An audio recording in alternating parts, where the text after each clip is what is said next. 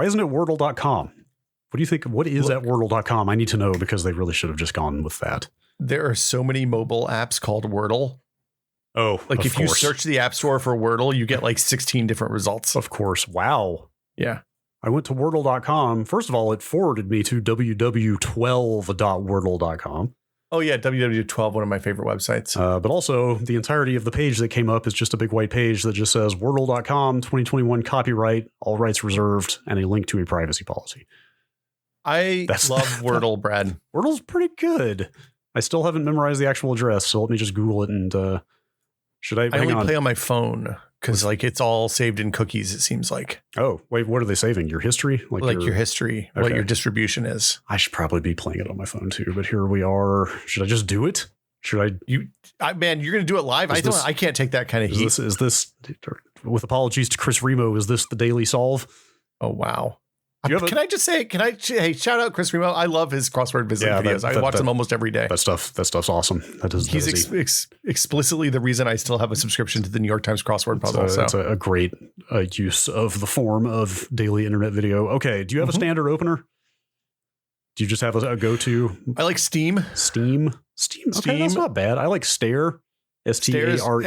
ARE is not bad. I like to get two vowels and like R, S, T, L, or N, like three of those. Okay. Yeah. R, S, and T, obviously all. Ooh, wow. Oh my gosh. Okay. This is the first day that Stare has given me absolutely nothing. This is the Wordle for December 31st, 2021, the last day of 2021. Oh man. Wow. You weren't kidding about the pressure. Now I have to think of another 5-letter word that doesn't include any of those very common letters. Yep. That's where I ended up. I started to say norms, but that's got 2 of them. W. Okay. I can't believe you signed up for this kind of heat. Now that people are just thinking. Oh, I was about to do whirl, but that's got an R in it.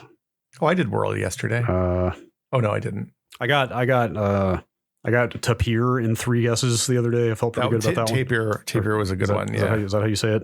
I think so. I don't know that I can do this. No. COIN. Okay. Coins. How about that? That does not contain there. Oh, nope. That's got an S. I'm trying to come up with something do you ever just eat a guess? Do you ever eat like a letter or 2 that you know you don't have, but you can't think of anything else? Well, so I learned that there's a hard mode where you have to, once you have a solved letter, you have to include those letters in subsequent guesses. I should not. You can't do speculative ones. For people who don't know, Wordle is a word game. It's a play once every day game. We'll put a link in the show notes, but it's at powerlanguage.co.uk. And you have 6 guesses to figure out a 5-letter word. It tells you whether the letter doesn't show up in the word at all, whether you have the right letter in the wrong place or the right letter in the right place. And that's pretty much it. Mm-hmm. It's a very good word game. Yeah, very quick to learn. And yes, quite entertaining, also kind of maddening. Oh, and when you get to the end of the puzzle, if you solve it or not, I think you can hit a share button that puts a emoji like map of your, it basically shows like your each row of your solve without the letters in it. So like it tells you, oh, my first one, I had no correct letters. And my second one, I had 1 correct letter in the correct place. My third one, I had 1 incorrect and 1 correct. And then the 4th one, I just got the answer because I'm a baller. I'm afraid that my opener has completely fallen apart on me. Oh, no. It's the first time I've ever had Stare produce absolutely no results. Well, I don't know where to go from here. Brad, sometimes the lack of information is information itself. I know, but like what else do you got for like D-O, no? Do no? Turns out letters like E and T and S show up quite a bit in our language. Well, there are patterns. There are patterns. Are you going to give up? Are you punting? Are you going to save this for later now? I mean, or are you going to push on? I can tell you from experience, it'll just sit there until you're ready. So maybe I'll come back to this one in a couple hours. Okay. Well, we'll check in maybe on the Patreon episode. We'll do a time warp or something. Happy New Year, Brad. Happy New Year to you. Yes. Yeah. We're in the waning hours of 2021 as we. Oh, can you fill? I forgot to go get your holiday card. Yeah, I'll fill. I'm just trying to decide in our house right now. The big decision is whether we're going. So we're recording this before the New Year's. You're listening to it after the New Year's. Our big decision is: are we going to watch the traditional Rockin' New Year's Eve? Are we going to watch Anderson Cooper and Andy Cohen get loaded on CNN, or is it going to be the Miley Cyrus, Pete Davidson, Miami New Year's Eve party in this house tonight? We don't know. Where are you at Anderson Cooper? Are you a Rockin' New Year's Eve with Ryan Seacrest? Or are you going to go Pete Davidson, Miley Cyrus and just ball out? I mean, is this the cliched answer for our demographic? I am more of the kind of fall asleep at 10 o'clock. Yeah, that works and too. Forget that it's New Year's Eve type. There you go. That works. Yeah. Looking forward to it. Okay. I think we're going to be, we're all, we're down with the youth over here. So it's Miley Cyrus and Pete Davidson all the way here. Great. That's what I like to hear. Okay. What do you got, Brad? You got something to show and tell? I've got your holiday card. Oh, well, this is unexpected. Which says, apparently it's the second in a series. I'm sure we definitely still have last year's around here somewhere, but I wouldn't know where to dig it up. But this will be our year. Take 2 is what your card says. It also features a photo of your child sort of flexing like triumphantly, sort of a positive, uplifting. Yeah, she's feeling good. Yeah. This will be, I can only assume that last year's holiday card from the Smiths also said this will be our year. I think last year's might have just said fuck 2020, but I can't remember. I think you're right. And then on the back, it says, here's to 2022 being much better than 2021, which was slightly better than 2020. Well, I really enjoy a holiday card that keeps it real. There's two things. One, when you send out Christmas cards, you get a lot of Christmas cards back. So we have a bunch of cards, and most people are like, "Hey, everything's totally fucking normal." And then here we are with the truth bomb. The thing that I had a real horrifying existential moment last night at like 11 o'clock as I was sitting at the end of the Hawkeye finale.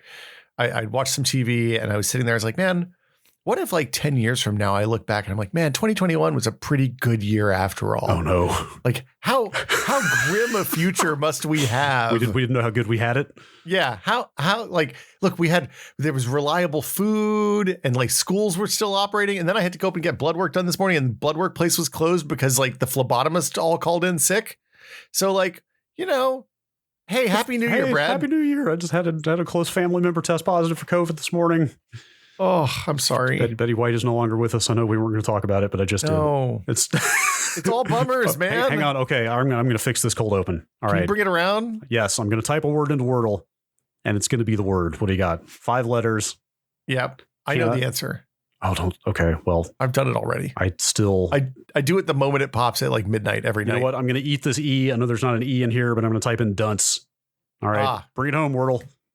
That would be perfect. I got nothing. No. Okay, we have to start the show.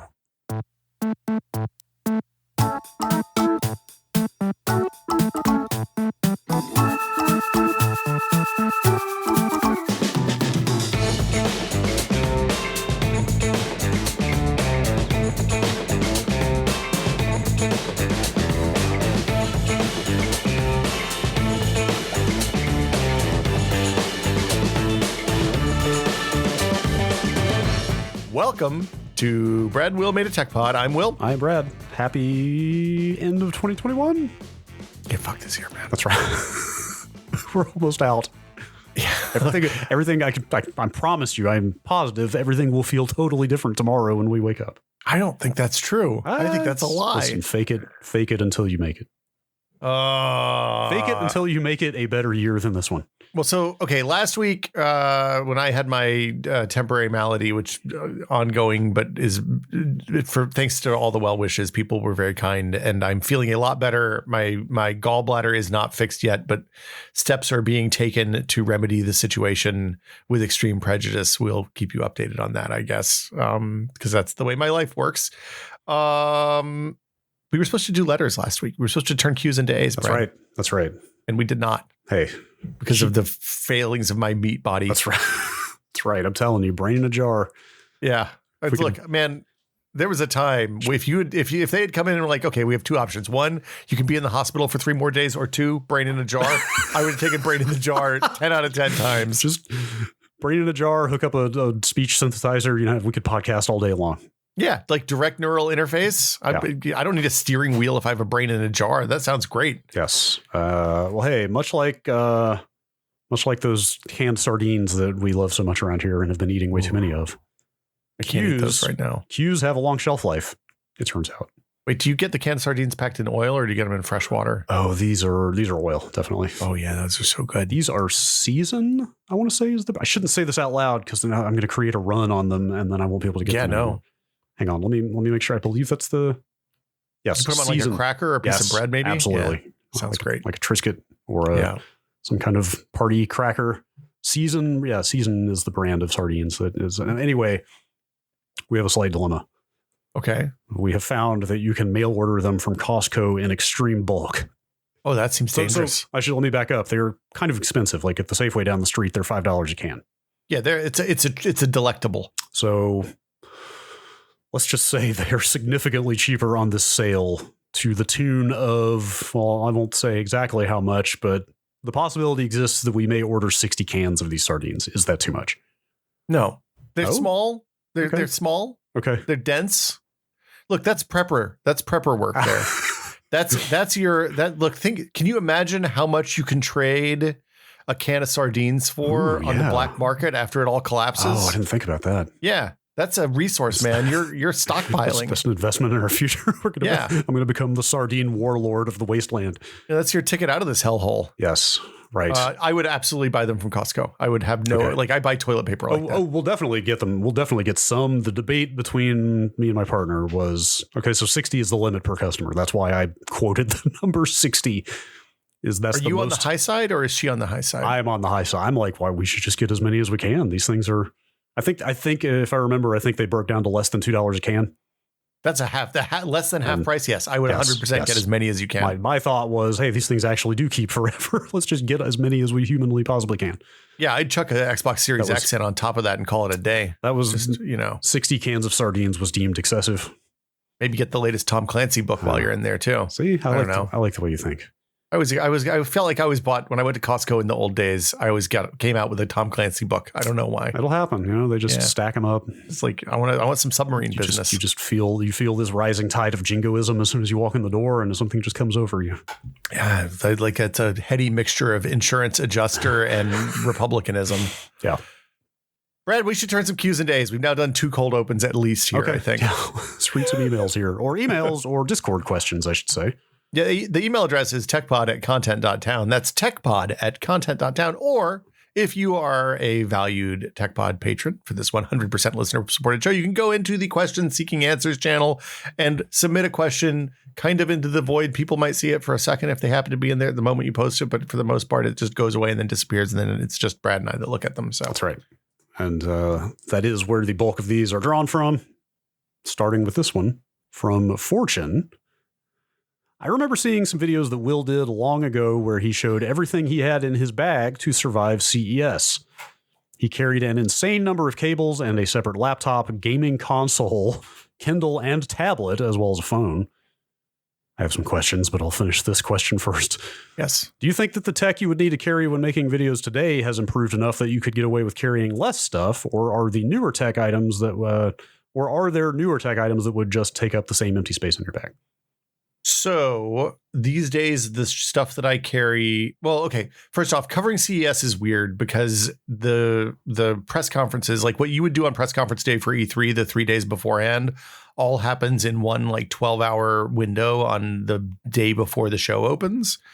And there's a lot of dead time. So you end up sitting in hallways of big, giant Las Vegas hotels, waiting in lines to get into conference rooms or ballrooms where they have the press conferences. So like, Kindle and 3DS were very important for those times because you'd have like 4 hours, no internet. We didn't really do written posts, so it wasn't like I would sit there and write anything. We literally just sitting there waiting to go to the next thing. And usually like somebody would run and grab sandwiches and bring them back or something like that. But then the other 2 or 3 of us that were sitting there were just killing time for an hour and a half at a time. The number of cables has gone way down, I would say. Like I carry a lightning cable and then a micro USB and a USB-C usually. And that's pretty much it. The battery backup, I carried a laptop then because it was useful for taking notes and for doing other things. But for the most part, I would just carry a phone and a battery backup at this point. I think Really, if I was going to CES. Wow, that's bold.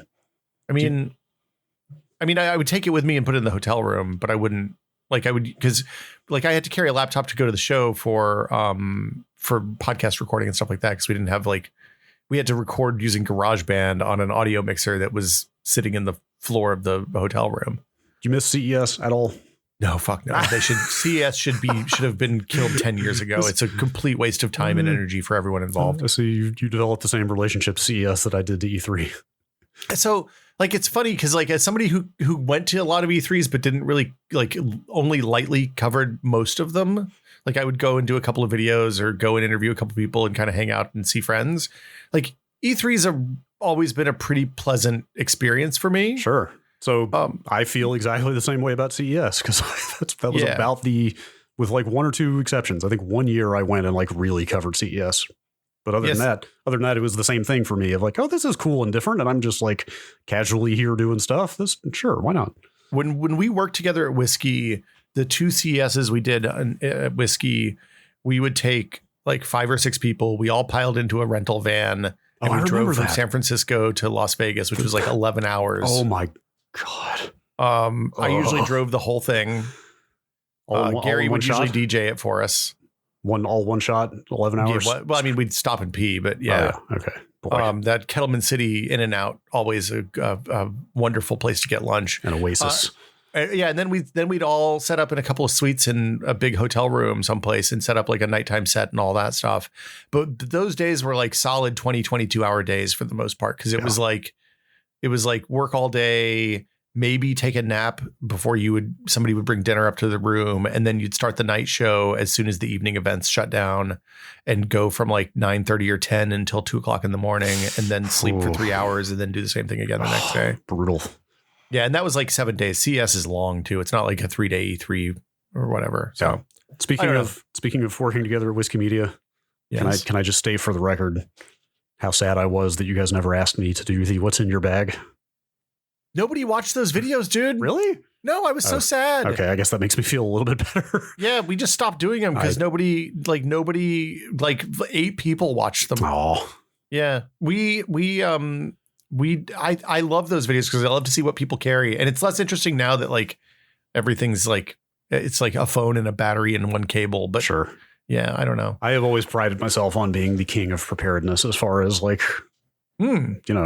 I might need that. Let's Tetris it all in here in the most efficient way possible. What's your the one of the ways I could always tell people who are serious about that versus people who are dilettantes was what's your med kit? You got Advil, you got some antihistamine. Maybe I'm not quite hardcore enough. You got a wedding eye drop in there. You got antacids for your standards. I did have some of that stuff. Yeah. You always carry a Benadryl just in case somebody gets, discovers they're allergic to shellfish or something. I was more on the tech end of I need to be able to update the firmware on every device I own at all times. Well, that's just insanity. So, just in case. Speaking of which, before we move on real fast, I'm back in the market for some retractable cables.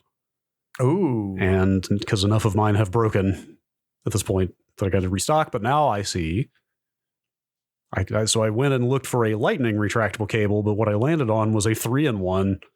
Let's see, Lightning, micro USB, and USB-C, all to USB-A. Do they flip, or is it This one is a 3-way connector. It's at right angles, at perpendicular. Oh, it's like a cross. Yes, it's a cross shape. Huh. What do you think? Safe? Man, I don't think I'd plug my phone into that. Okay. I don't know. I hardly ever play. I have now that we're on our 2nd generation of key chargers, and also key chargers seem like they've replaced water bottles as the thing that people send you for charge now. Sure. What do you mean by key charger exactly? The QI, the wireless pad charger for your phone. I'm sorry. Yes, I get you. Got it. We have those everywhere. There's there in the living room. There's one in the kitchen. There's on nightstands. There's one on my desk. I feel like I'm probably, I don't ever have to, the only place I plug in is in the car because the car has CarPlay and it's wired CarPlay. That's fair. That's fair. I just traveled. I'll put it that way.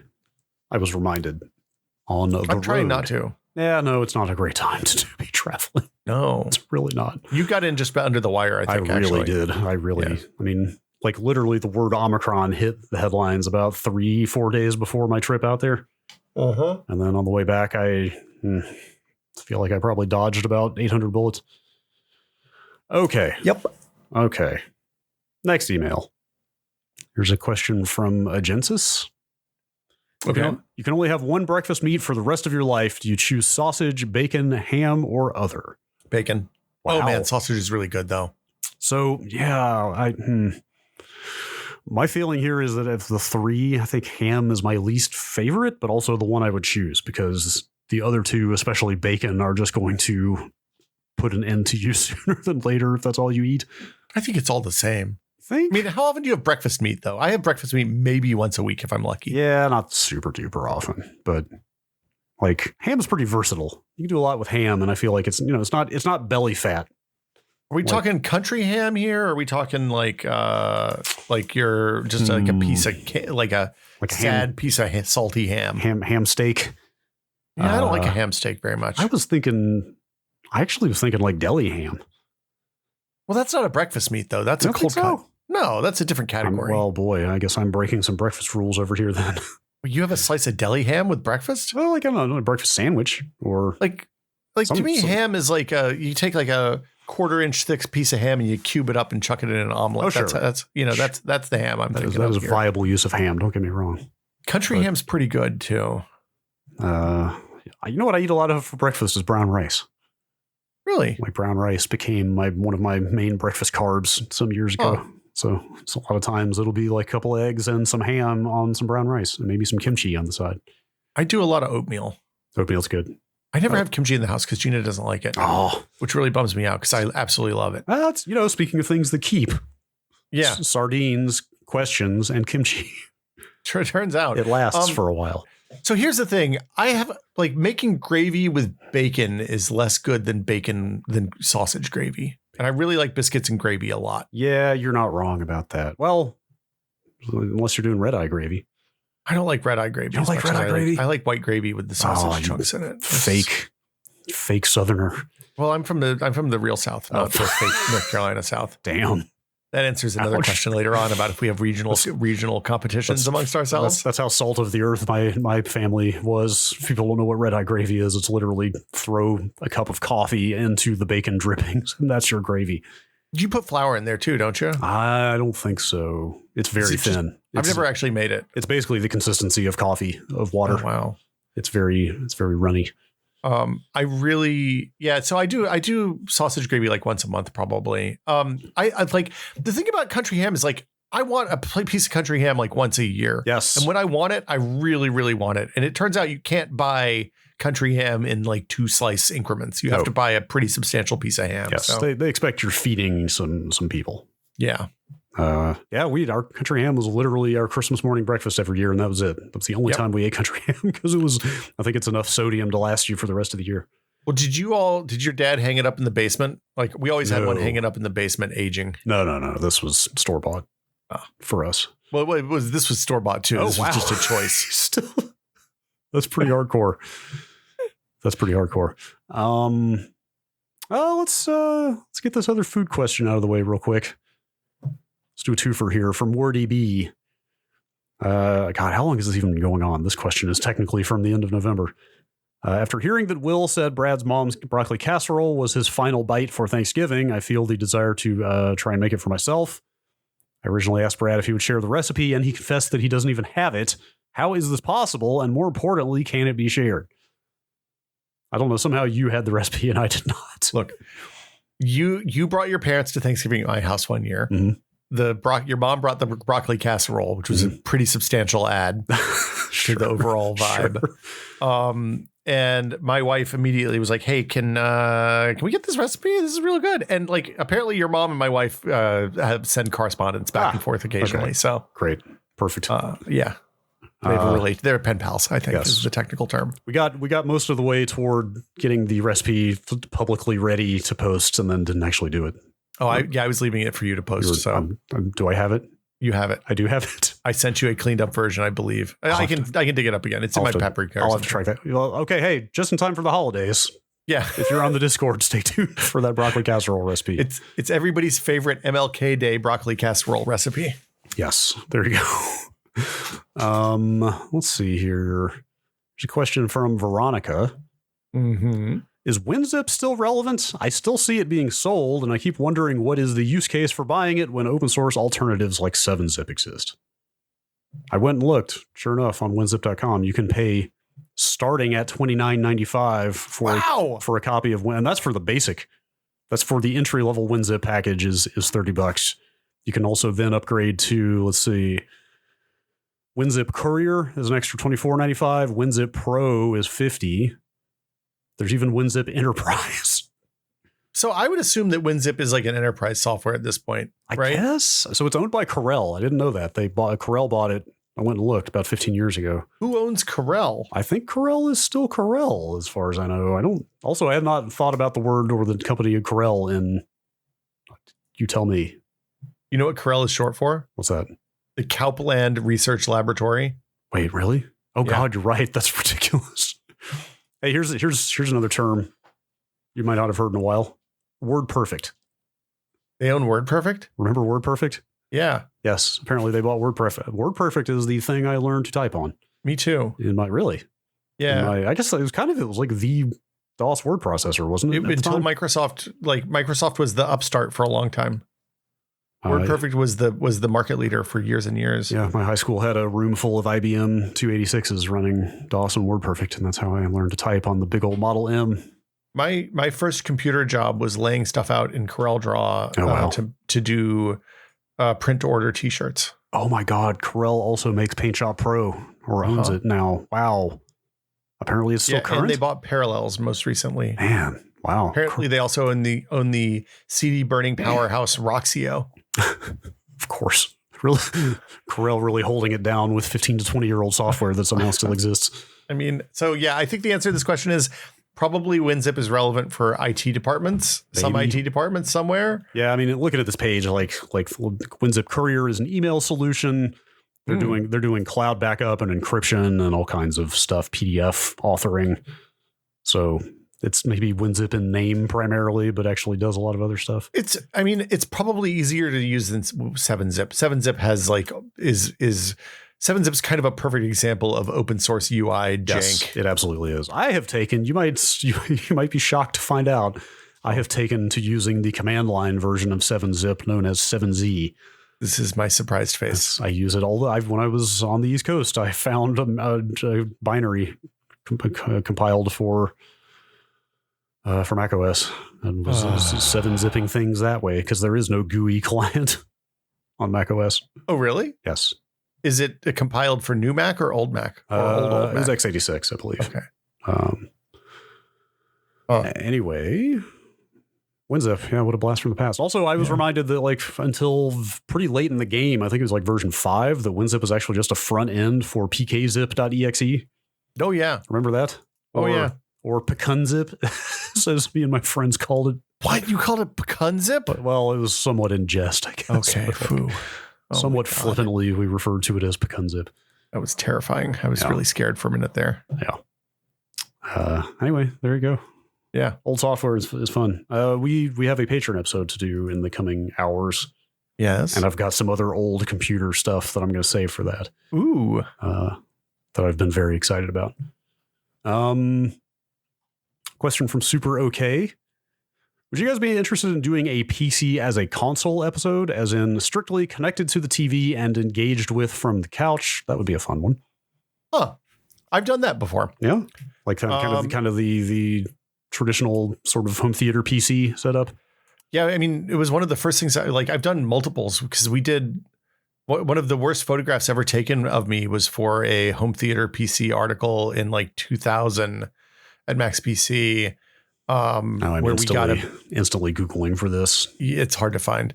Where we got a big Pioneer plasma screen and played Quake 3 on it. Basically, was what we set it up in the lab and just played Quake 3 on this 50-inch plasma all day long. That sounds pretty good. It was fucking awesome. Then the most recent one I did was probably before Steam Big Picture came out. Even okay. Now you can boot straight into Steam Big Picture, which Like, I feel like there was a glorious, wonderful moment for this. Like, I don't know, probably 8 years ago, before Epic and Origin kind of really took hold. And when you could just like everything worked through Steam's front end. Now that's not as much the case. And I wonder, like, I haven't looked at like what the GOG, because I know GOG will aggregate all of your stuff from the different stores into one UI. I don't know what their 10-foot interface looks like. But this seems pretty doable now. Like, I don't even know that it would be like, I don't know that it would be that difficult, other than you'd want to set up Steam and you'd probably have to do a little bit of legwork to get like your Epic games and your Battle.net games and your Origin games and all of that stuff all jammed into the Steam interface using Glow SC or one of those tools. Sure. So you would stick with Windows? Like, I'm sitting here thinking, like, when this new version of SteamOS comes out alongside the Steam Deck, like, that might be worth taking a look at. But I mean, I think Proton is really, really interesting. I think for me, if I'm putting a living room PC together to play games on, I want to play games on it and not dink around with Linux. Sure. I feel like probably getting the different launchers working is as much as I would want to deal with, probably. Yeah. I wish that there was something a little more, like, as somebody who uses a Steam Link fairly regularly, I wish that there was something that would just take all of the games that are installed in Epic and put them in the Steam library without me having to noodle around with like some esoteric utility all the time. Feels like every few years somebody comes along and attempts something like that and it never actually works out. Like, remember GOG Galaxy? I guess that still exists. Yeah, that still exists. It's supposed to be an aggregator for all of the other PC storefronts, but it doesn't work with like the Steam Link stuff and the game streaming stuff and all that. Right. So Yeah, I don't know. I think there's no. It's easy to launch that Steam directly into the 10-foot interface, though, the big picture mode, and the big picture mode's pretty good these days. Did I see that they had kind of ceased development on Big Picture, or did I dream that? You dreamed that. Okay. Because Big Picture is the front end, I'm sure, for the Steam Deck and all that stuff. Okay. All right.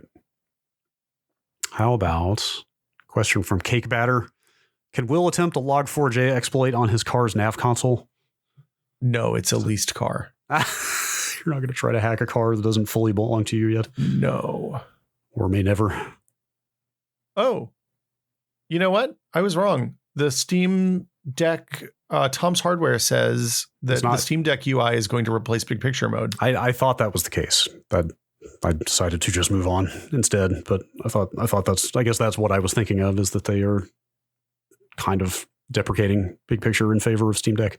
That's good, because Steam Deck Big Picture kind of sucks. Yeah. Okay. I wouldn't. Is there something about your car's nav console that I need to know?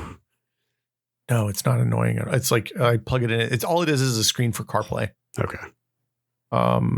There's stuff you can add to the ODB port on bolts that will let you like get direct readings of battery life into like the tools that let you plot your routes and stuff like that. So you can get dynamic, like where you should charge updates constantly.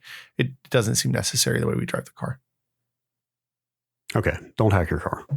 I mean, look, if I owned the car outright, I would probably be more like I dig in a little bit more, but since I have to turn it in 2 years, I'm probably not going to mess with it. I don't want to have to pay anything when I give the car back, is the TLDR. That's fair. Yeah. All right. Captain Swayzak. That's a good name. Yeah, it is pretty good. I'm thinking about getting my 81-year-old mother an Apple Watch. She has a titanium plate and screws in both wrists. Will these plates and screws mess with the watch's sensors? I've looked around and cannot find a definitive answer.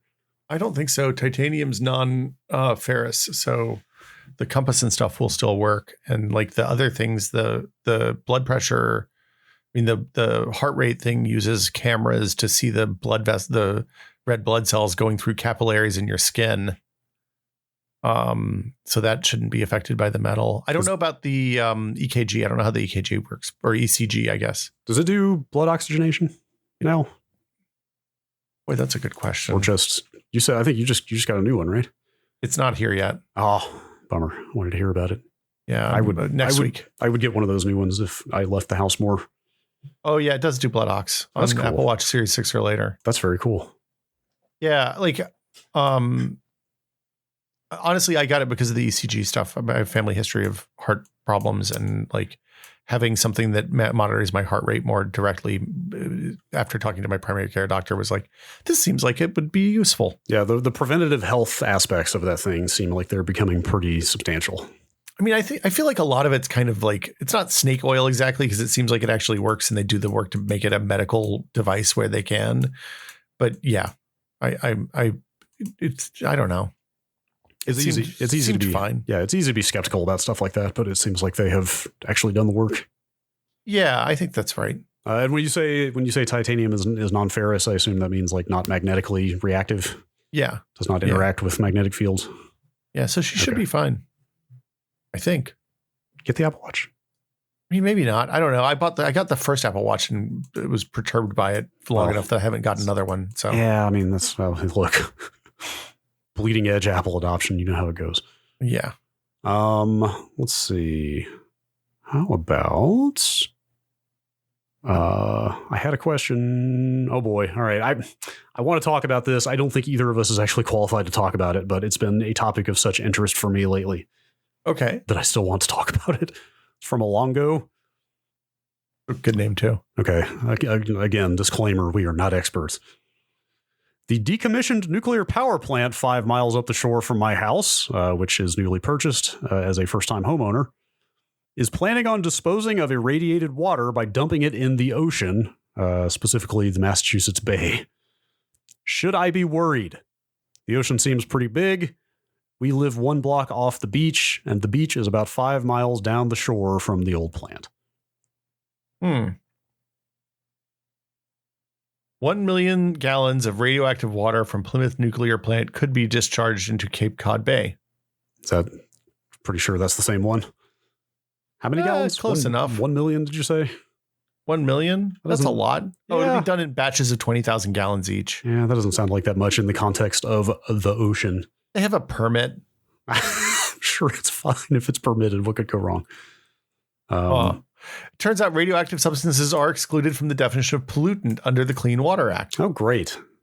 So I would be curious to know in what way it is irradiated, right? Like, does that mean that it contains irradiated material? I assume that has to be the case, right? Probably, yeah. I mean, it means, well, probably it's the water that was inside the closed loop of the nuclear reactor. Right. No, of course. Yeah. But what I mean is there has to be like actual particulate matter in there that is itself radioactive, right? Like, well, or it could be like heavy water. It could be a mixture of normal water and deuterium and tritium water. Okay. I don't know. Like, how many bananas are we talking here? That's the question. It's a pretty effective it's kind of barometer for irradiation. What is it they say in Chernobyl? Something not so bad. I don't know. Oh, it's not great, not terrible. Yeah, not great, not terrible. Yeah.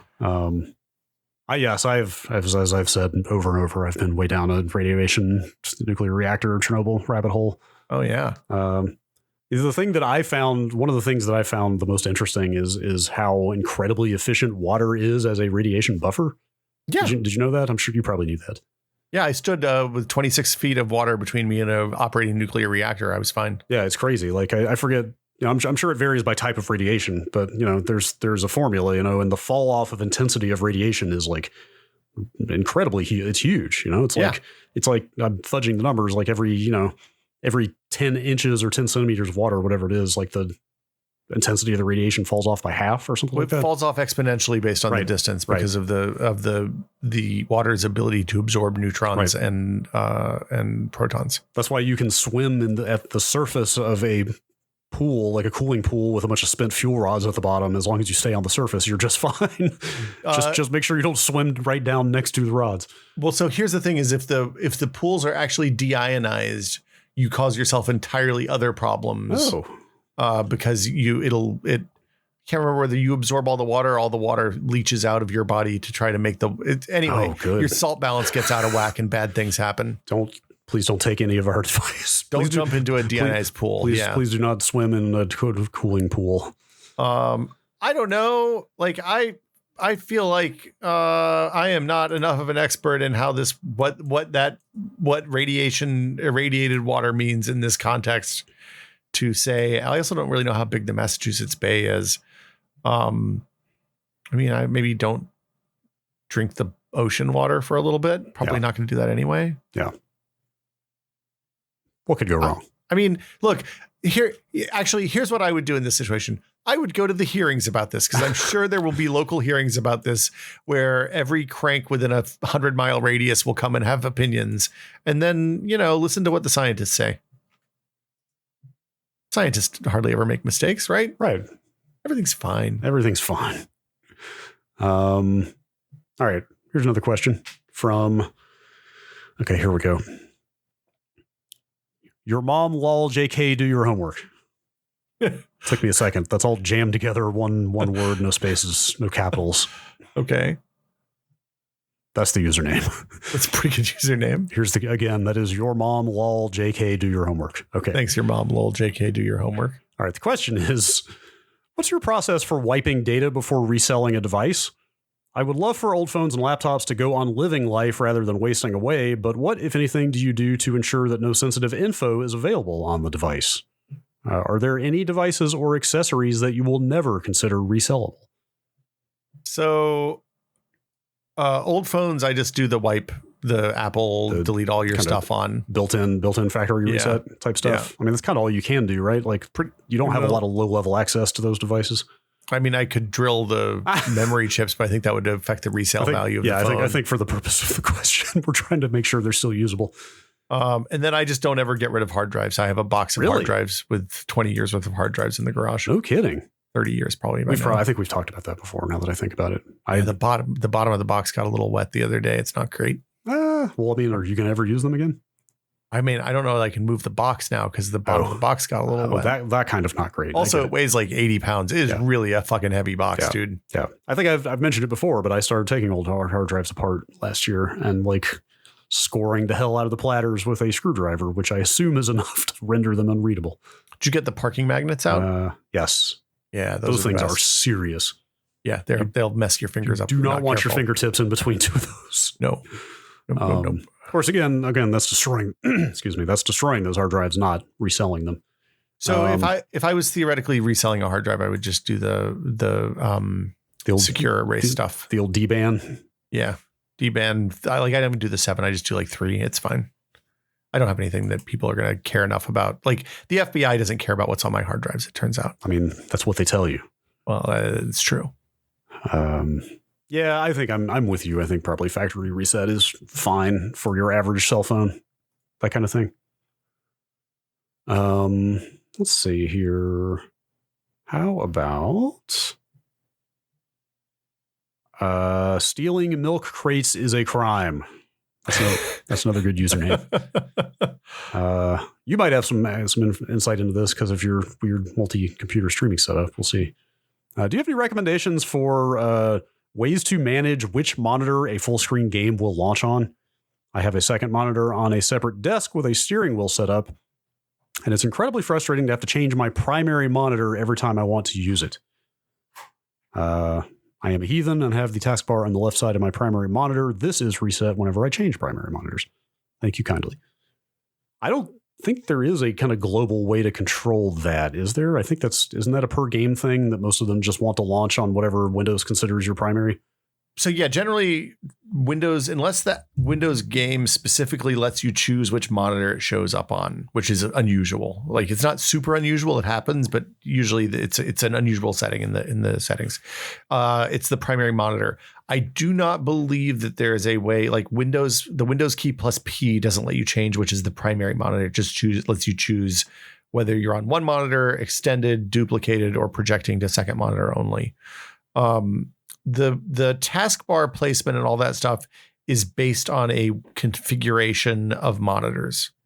So like for example, when I'm using my computer right now, when I don't have my streaming computer on, I have two monitors, one below and one above. The bottom one is the primary. When I turn on the streaming computer, that computer is, let's see, my third output on the video card goes to a capture card on that computer. And that shows up as a third monitor, which then resets the entire configuration. And it will change, it will change which is the primary and even the layout of the monitors if I so desire.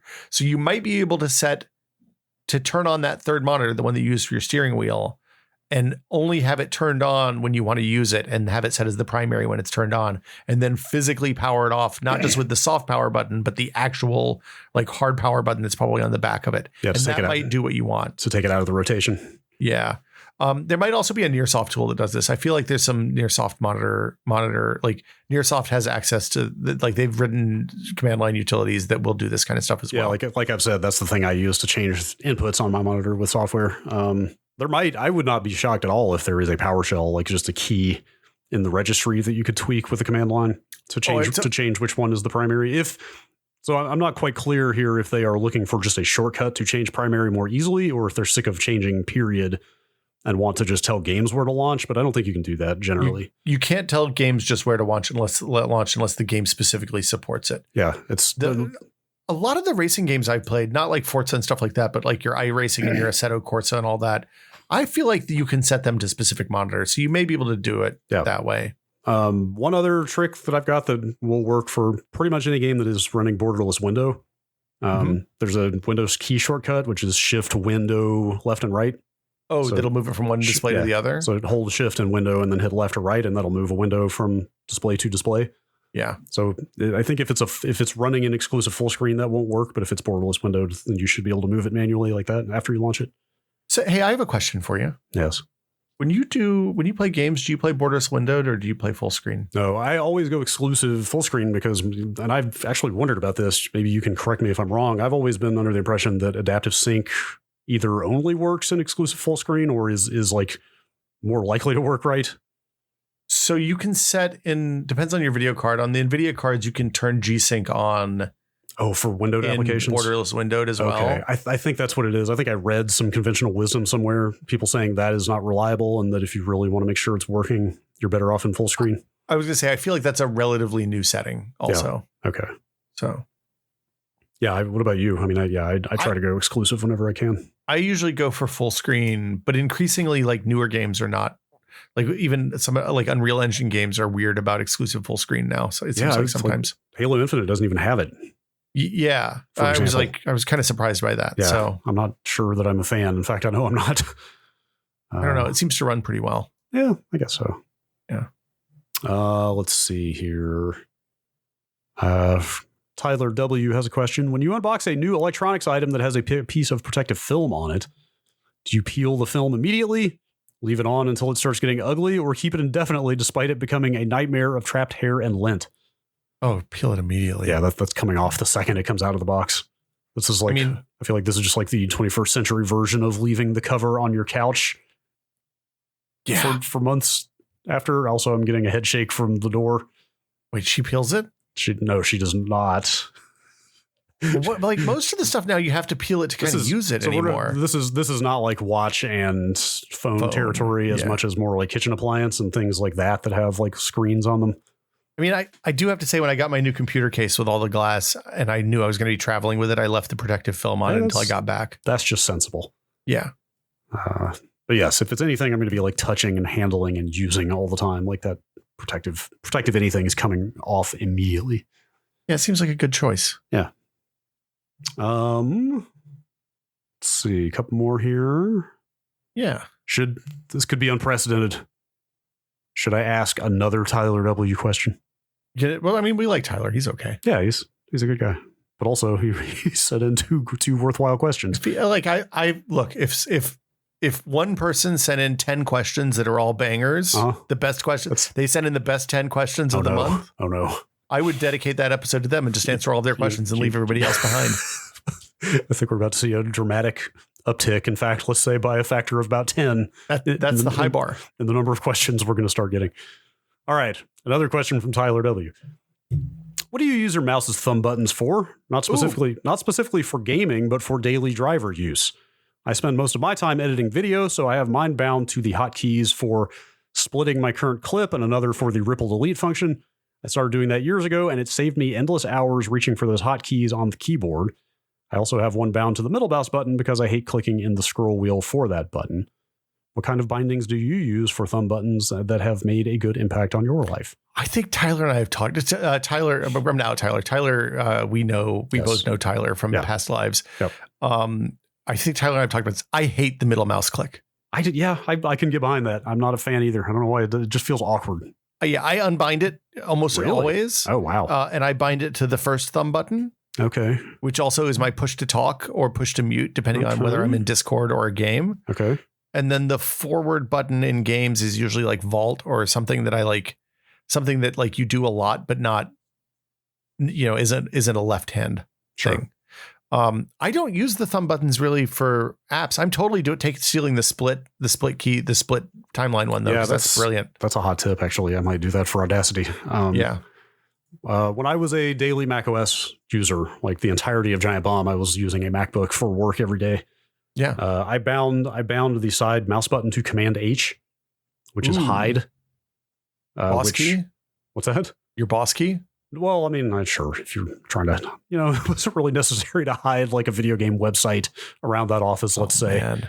I didn't have to like divert back to Excel. You were looking at your 401k and you didn't want anybody to know? Looking at the video game websites was the work.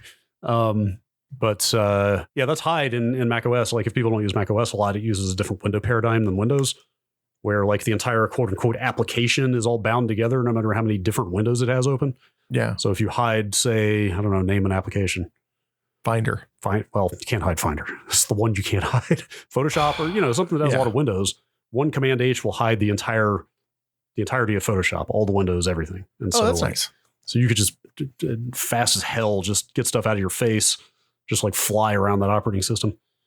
I loved the keyboard shortcuts on macOS. Yeah, I miss being able to use a Mac for day-to-day work. I also had middle mouse. I don't love middle mouse, but I used it. I had that bound to Mission Control or Expose back then. Oh, yeah. So it was basically just like windows were just flying and disappearing left and right all over the place. That was a wonderful time for OS X. Like yeah, it really when you could hit all those hotkeys and like you could completely change the way your desktop looked in like 0.3 of a second by hitting 3 buttons. So good. Just to be able to see everything. Windows is caught up. To be fair. Like Win tab. Pretty good. Yes, Win tab. I'm doing it right now. I'm looking at every window that's open. Oh, yeah. Look at all those windows. It's pretty good. Do you use multiple desktops, Brad? I do. You have a work desktop and a fun desktop? Yes. Okay. My fun desktop is called General, but yes. Okay. A little bit less fun. That started at the party in the General. That's right. Yes. But the pandemic, this computer becoming my work computer kind of necessitated like I need to quarantine stuff. I can see that. I need a work environment that doesn't have a bunch of other stuff open. There's still a handful of things that I have to use on the day-to-day that don't respect the desktops, which annoys me. Really? Yeah. What? Well, like, I don't know. Teams is one of them, I think. The other thing is like I use Discord both on my work desktop and on my party desktop. And like, then it's just a weird, I don't know. It's just weird. I just use one desktop is the TLDR, I guess. It's just a big old melting pot. Yeah. Everything's together. There's no such thing as work. There's no such thing as fun. That's right. That's our creed for 2022, which still does not sound like a real number to me. Keep your head down and stop complaining. That's the 2022 motto. All right. Let's do 2 more here. Okay. What you got? Aioli? What do you think? Aioli? It's AJOLI, and I believe they're from Sweden. So I assume the J is a yeah. Yeah. Aioli, perhaps. I don't know. Aioli. Yeah. Not so much a question, but a backup failure horror story, which could be interesting as a talking point.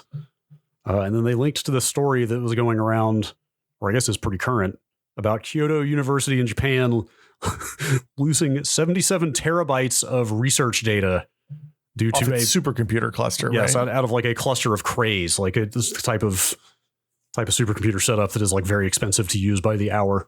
Yeah, it was a big HP system, I think. And specifically due to an error in their backup methodology. Well, backup and update was the actual articles were all posted in Japanese. I found a couple of translations because 77 terabytes is a buttload of data. Mm-hmm. Apparently what happened was they updated the bash script that cleans out logs, old log files, without stopping the bash script from running in the first place. Oh no. So the updated bash script got picked up midway through a run and it had a bunch of undefined variables.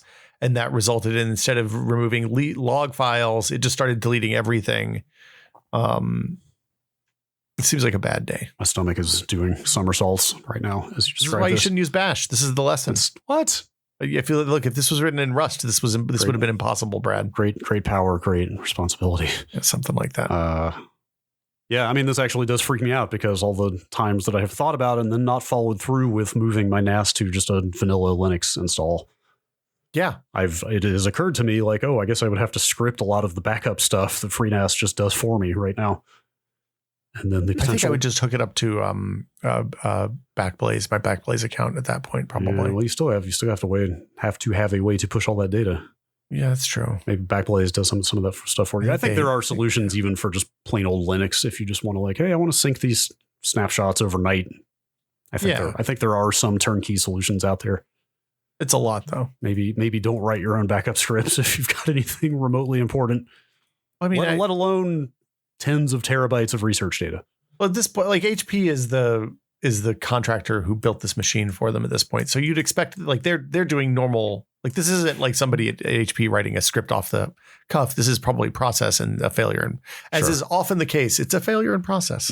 That's right. Because if they had stopped the script from running or waited until the script was done, no problem with the update. Is this, I mean, I'm sure you could put a dollar figure on this, but is this equivalent to the $1 million club? Like somebody has joined the 100 terabyte club here? I think the thing I said saw that it was a 1.5 days worth of data. So I would be surprised if it was $1 million. Yeah, you're probably right. Yeah. Wow. God, that is a lot of data generation. Well, so this is the thing, like even when I worked in the university in the 90s, like you could like data sets get real big real fast. I mean, that's about what, 50 terabytes a day or something like that. Something like that. That's a lot of data. Like astronomy. What is it? The JWST, which successfully launched last week, is good for 34 terabytes a day. Is that right? Geez. Or maybe it's 34 gigabytes a day. I can't remember. I remember looking and thinking this is a lot of data from space. Yeah, I mean, if you're running like complex simulations, it's not hard at all to see how you might generate that kind of data that fast. Like what is it? Wind simulations of cities are really complicated because every single area that you sample references every other area that's sampled, so they get like the branching predictions get infinite really quickly. That sounds chaotic. Yes. Like imperfections in the skin, Brad. That's right. Oh, imperfections, huh? All right. Last email. Okay. Last email of the year. Until the patron episode, which will actually be out. Actually, this is the last email of the first emails of the year. Let's just call it the last. Look, it's symbolic. Okay. This is the last 2021 email. It's symbolic because it's from Majima's eye patch. Because I think it's been at least 3 email episodes ago now where I said I was going to read this email and then didn't. To the point that they sent it back in at the top and says, I submitted this question a few months ago and it was suggested that I submit it again. So here we go. Is Majima a character from a video game that I don't know? I want to say Yakuza. Seems like a Yakuza. I believe that's right. Anyway, yes, I literally had this ready to go back in like October. Okay. And we just didn't. I said I was going to do it. It's about the robot Marty. There's a robot in my grocery store named Marty, and I hate him. He's a huge black obelisk on wheels with googly eyes. He doesn't actually do anything useful. He just slowly putters around the store and yells when he thinks he finds a spill. Children are afraid of him, and shoppers generally hate him because he's always in the way. Why is he here? The spill detection feature doesn't seem that useful, so my assumption is that his real purpose is A, to collect training data on how to navigate in a retail environment, and B, to train human customers to get used to robots so they can inevitably replace some of the human employees. Should I just embrace our robot overlords? I think that you should not embrace the robot overlords. I think if we don't stand up against all the Martys. Well, have you seen Marty? Because Marty is really Marty is. You should click the link. I think Marty is. Speaking of standing up, I think Marty towers over the average person from the looks of things. Like when he said it's a giant black obelisk, he was not kidding. I mean, it's almost like something out of 2001, except with a face at the top. Like, does he look like the robots from Interstellar? God, so they could condense into this form, I would say, yes. It is literally just a gigantic column with a face. Man. And apparently one store put a mustache on it. They're right to... This is from Stop and Shop, I think. Stop and Shop, yes. Which is that an American chain or is that in Canada? I don't know. It looks like they have American cereal behind him. I don't see any no-name products, so maybe it's not Canada. I like the mustache. Mustache has a nice flourish, but it looks like that was the That was the choice of that particular store rather than a company-wide initiative. I don't feel a lot of strong, like, so I was driving around San Francisco today and I've noticed that the self-driving cars are really starting to take over. Uh-oh. Like there are a lot of them out there. You don't drive that much, but like there are a ton of self-driving cars on the streets of San Francisco right now, like the Waymo ones especially. Oh, are those Waymo ones self-driving? Yeah, the ones with the little spinny sensor thing on the top? Spinny things and the ones on all four corners, yeah. I assume those were being driven around by people to gather positional data. There are people in the driver's seat. They can be driven by a person, but my understanding is most of the time they're driving themselves. I did not realize just there. Okay. Yes, you're right. I see those everywhere. Yeah, the city's lousy with them. And like some people's streets, they just like when I went over to a friend's house the other day and I saw 4 of them drive down his street because apparently it's on the route. I don't know, man. I feel like Marty's an asshole. And if you can kick him over, you're probably well within your rights if he shows you the slightest affront. Like violence is never the answer, but maybe it is this time. I don't know. Is it wrong to feel like Marty is a blank slate and that he actually only reflects the intentions of his creators? I mean, no, I don't think that's wrong.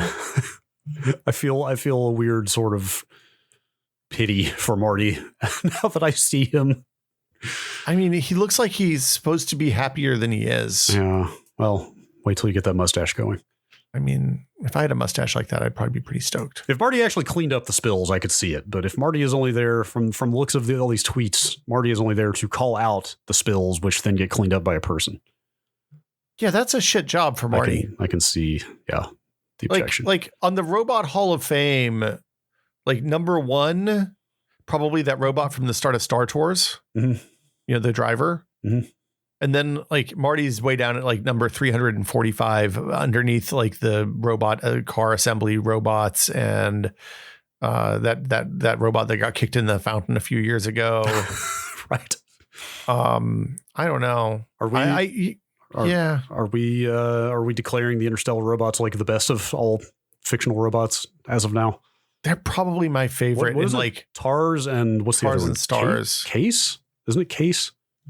No, car. They're both R's. Stars and cars are TARS. TARS. Oh, it is Case. Oh, it is Case. TARS and Case are U.S. Marine Corps surplus robots. Like apparently, there's another one not pictured in the movie named Plex. Perfect. I just love the design of those because like it's very much like something from Media Lab or whatever. Right. Where like it's such like total engineering porn, right? It's just like, oh, this makes so much sense and it's so inhuman, right? Right. It's like, oh, if you abandoned the design goal of making a robot appear like a human and just said what would be the most useful robot we could make, it might look a lot like this. Well, and having gone to some of those DARPA things, like the one where they did the Fukushima challenge, where they had to like they had people, a bunch of different teams had to build robots that had to traverse what was essentially a replica or not a replica, an obstacle course designed to mimic the Fukushima place where they had to go and get to the valves to turn off the water or whatever. Right. And like the bipedal robots were able to navigate things like stairs and stuff like that. Okay. But they had problems with everything else. And the quadrupeds could manage the stairs and all that, but then they weren't able to get up high enough to get the leverage on the valves to turn the valves. It was really interesting. The best one was the one that just punched through the wooden door to knock the doorknob off. I mean, hey, if I was a robot, I would probably just make my own entrance as well. Yeah, make your own door. That's right. Brad, that was a lot of Q's we have turned into A's. That was. We've made it. It's the end of the year. That's right. It's the start of a new year. It's a brand new day. Sure. Yeah. Everything's going to be totally different from here on out. Well, there's one thing that's not going to be different. As is always the case at the end of the episode, we need to thank our patrons. That's right. Thank them. Thank you, patrons. I'm going to thank them too. Thank you, patrons. If you would like to find out how to support Brad and Will Made a Tech Pod, a 100% listener supported show, you can find that out by going to patreon.com/techpod. That's patreon.com/techpod. And for as little as $2 a month, you too can join the 3,000-ish fabulous nerds who make up the TechPod community and participate in the Discord, get access to the monthly patron episode, all sorts of good stuff. And for certain tiers, you get thanked at either the end of every episode or the end of the month. So it's the thank you times. That's right. Thank you first to our executive producer tier patrons, including #BunnyCrimes, Andrew Slosky, Chris DeBona, Paddle Creek Games, makers of Fractured Veil, David Allen, Jacob Chappell, James Kamek, Joel Krauska, and Twinkle Twinkie. Thank you all so much. Yes, thank you. Thank you. At the end of the month, this was due last week, but we didn't do a full episode last week. So apologies to our associate producer tier patrons who will get double thanked in January. But thank you to Andre Burke, Arthur Gies, Dan Brockman, Dave Yulian, David Fan, Graham Banks, Jad Rita, Jason Neeland, Jay Maybe, Jorge Pereira, Josh Klein, Julian, Mike Bell, Nathan Phelps, Ryson, Sanchit Kumar, Steve Lynn, Terry Cox, Thomas Shea, and Wedge. Thank you all so much. Yes, thank you. Thank you. And I guess that's going to be a wrap for 2021 for us. Yeah. Except for the patron episode, which we're going to do right after this. That's right. I've got old computer stuff. Ooh. I installed DOS 6.22 and Windows 3.1. I installed them from floppy disks. Oh man, I want to talk about this. Okay. Very excited. We will be back next week. Thank you all so much for listening and supporting the Tech Pod. We really appreciate it. And if you can't sign up for the Patreon, just tell a friend. That's how people find out about the show, and we really appreciate that too. So I hope everybody had a good holiday and a happy new year, and we will see you all next week.